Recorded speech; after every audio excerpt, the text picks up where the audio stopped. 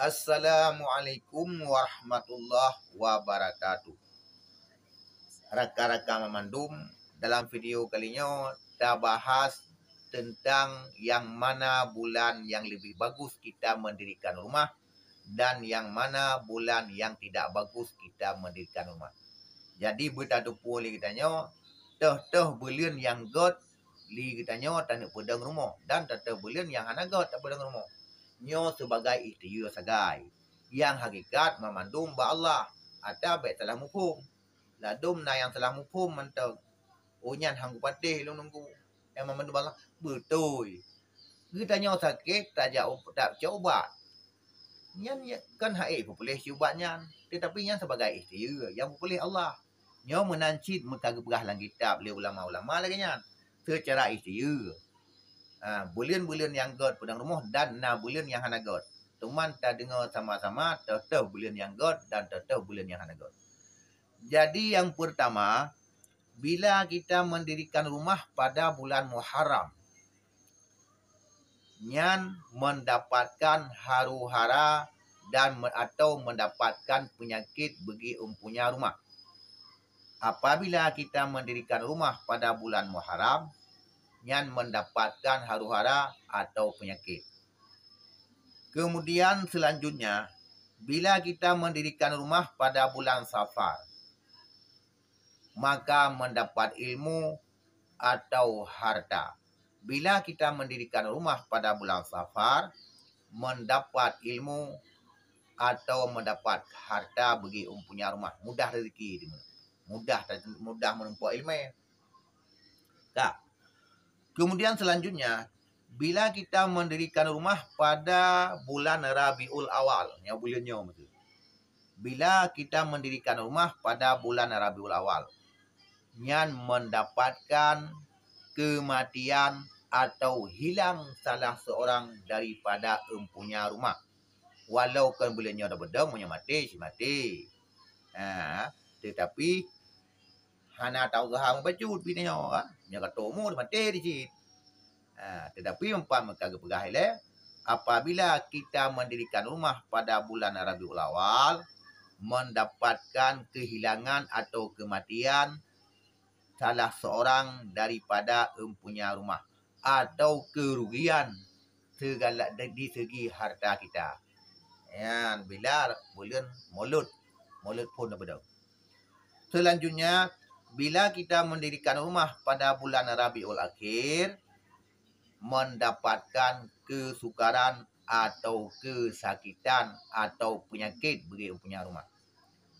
Kemudian bila kita mendirikan rumah pada Jumadil Awal, itu lebih bagus karena mendapatkan harta atau hamba bagi empunya rumah. Bila kita mendirikan rumah pada Jumadil Awal, mendapatkan harta atau hamba. Dan bila kita mendirikan rumah pada Jumadil Akhir, empunya rumah sering mendapat penyakit atau mendapat penyakit papa. Bila kita mendirikan rumah pada Jumadil Akhir, mendapat penyakit atau penyakit papa. Kemudian selanjutnya, apabila kita mendirikan rumah pada bulan Rajab, sering berbantahan kitanya dalam rumah tangga. Apabila kita mendirikan rumah dalam bulan Rajab, sering mendapat berbantah-bantahan dalam rumah tangga atau mendapat kesakitan atau penyakit. Kemudian bila kita mendirikan rumah pada bulan Sya'ban, mendapat kemuliaan dunia wal akhirah. Bila kita mendirikan rumah pada bulan Sya'ban, bagi empunya rumah mendapat kemuliaan dunia wal akhirah. Dan bila kita mendirikan rumah dalam bulan Ramadan, beroleh harta atau ilmu. Bila kita mendirikan rumah dalam bulan Ramadan, mendapatkan harta atau ilmu. Kemudian bila kita mendirikan rumah pada bulan Syawal, bila kita mendirikan rumah pada bulan Syawal, empunya rumah beroleh kesakitan atau turun harta. Bila kita mendirikan rumah pada bulan Syawal, harta kita menurun atau mendapat penyakit. Selanjutnya, bila kita mendirikan rumah pada bulan Dzulqa'dah, ke bulan Propit, bila kita mendirikan rumah pada bulan Dzulqa'dah, ke bulan Propit, yang bagi empunya rumah beroleh mendapatkan hamba atau mendapat harta atau mendapat ilmu.